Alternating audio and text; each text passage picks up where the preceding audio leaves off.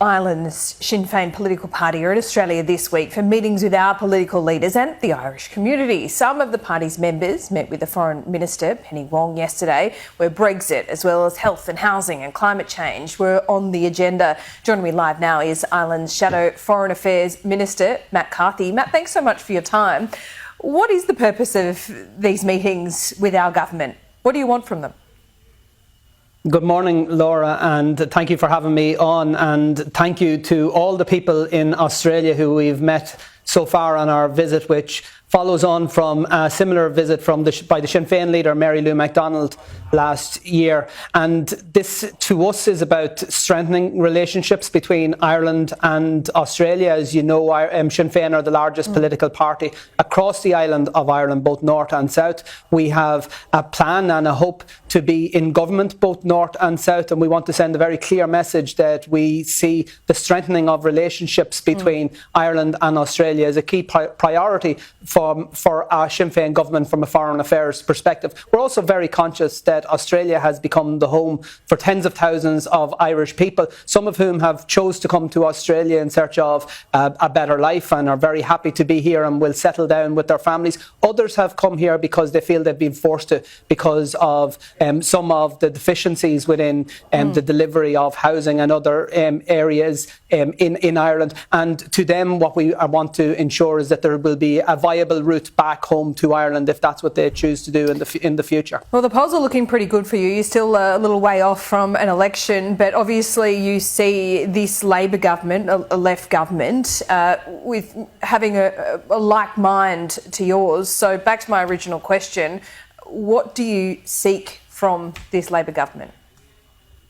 Well, as with all our partners internationally, the first ask of Sinn Féin, and I think of all Irish political partners to parties, to our partners, is that we want to ensure that the international support that we have for the Good Friday Peace Agreement remains steadfast. One of the outworkings of Brexit, as you will know, was that it threatened the institutions and the principles of the Good Friday Agreement, and it was due in no small part to the international support that we received that ensured that the British government didn't unilaterally take steps that would have undermined and created huge political and social problems in terms of the outworking of the Good Friday Agreement. So that is an ask that we are making, and in fairness to all political parties in Australia, we have received absolute assurance that it remains a priority from an Australian perspective, and we're very grateful for that. As I say, we're not necessarily coming to your ministers and making requests. What we are saying very clearly is that we want Ireland and the European Union more broadly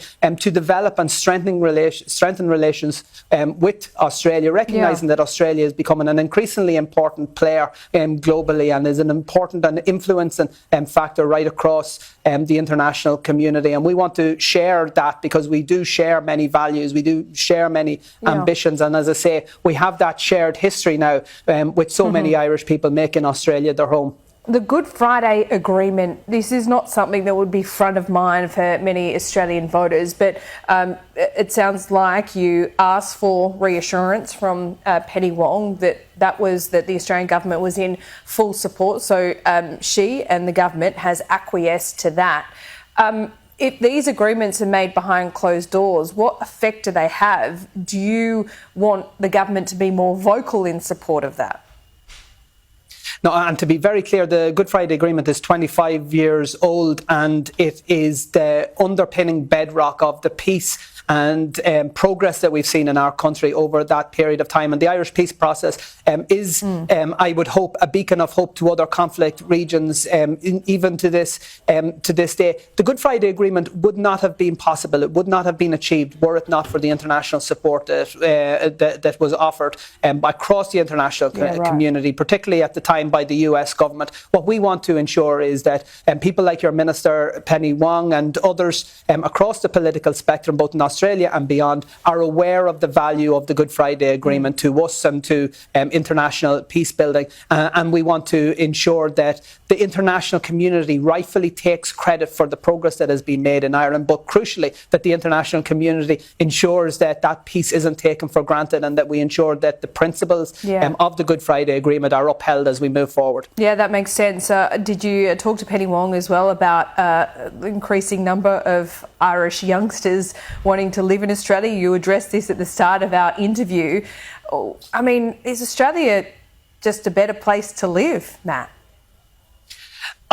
Clearly, many people from Ireland have found a home in Australia, and we've a long history in terms of Irish relations with Australia. Back many generations ago, Australia was a threat that was imposed by British governments on Irish people primarily, and that you would be exiled to Australia. Now, of course, many tens of thousands of Irish people see Australia as a place of opportunity, and that's all very natural that people will look to places like Australia for something different, or for a place for them to explore their own opportunities. What I do have a problem with is for some of those young people who have come to Australia, they've come here because they felt that they had no choice because of failures at an Irish political level, and I'm coming to them people with a message in the first instance that we want to offer them hope and an opportunity to come home if that's what they want. But also we're coming with a very big project because, as you know, my party and the majority of people across the island of Ireland want to see the reunification of our country. We want to create a new Ireland, a united Ireland, and we know, just like the Good Friday Agreement was dependent on international support, a successful transition to a united Ireland is also going to need international support, and the core of that is going to be our Irish diaspora right across the world, including in Australia. So this evening I will be joining others in launching the Australian Friends of Irish Unity in the Gaelic Club in Sydney, which I expect will have a big crowd of Irish and others. But I think it is a very positive thing that a political party can come to Australia with a message of hope and optimism for the future, and that's what Sinn Féin is here for today. It sounds like a good party at the Gaelic Club in Sydney. Before I let you go, did we really test our diplomatic relationship when Australia thrashed Ireland in the Women's World Cup? And now that they're out of the World Cup, you're going for the Matildas, aren't you? That goes without saying. They broke our hearts, undoubtedly. I have to say, the Irish people are very proud of our own soccer team, women's soccer team. They were the first to reach a World Cup finals, and they did us incredibly proud. And they kept the Matildas, nervous right up until the end. But for sure, I'm not going to say anything other than we're fully behind the Matildas here at Sky News in Canberra today. Excellent. Well, we fully intend to beat England as well, I assure you that. Thanks so much, Matt Carthy. For sure, we'll be right behind you. I thought so.